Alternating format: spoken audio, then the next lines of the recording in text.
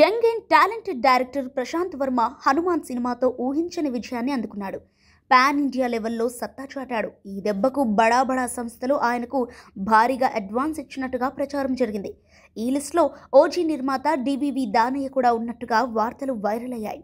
ప్రశాంత్ వర్మకు ఆయన పెద్ద మొత్తంలో అడ్వాన్స్ ఇచ్చారు, కానీ ప్రాజెక్టు పట్టాలెక్కటం లేదంటూ రూమర్స్ వచ్చాయి. దీంతో తాజాగా డివివి ఎంటర్టైన్మెంట్స్ ఒక ప్రెస్ నోట్ రిలీజ్ చేస్తూ ఈ విషయంపై క్లారిటీ ఇచ్చింది. బయట జరుగుతున్న ప్రచారంలో నిజం లేదని స్పష్టం చేసింది. Director Prashanth Varma DVV entertainments నుంచి ఎలాంటి అడ్వాన్సులు తీసుకోలేదు. ఈ వార్తలన్నీ పూర్తిగా అబద్ధం.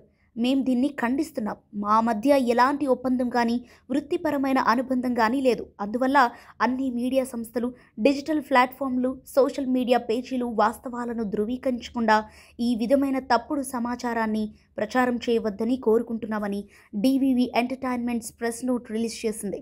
దీంతో గత కొద్ది రోజులుగా సోషల్ మీడియాలో వైరల్ అవుతున్న వార్తలకు చెక్ పడినట్లయింది.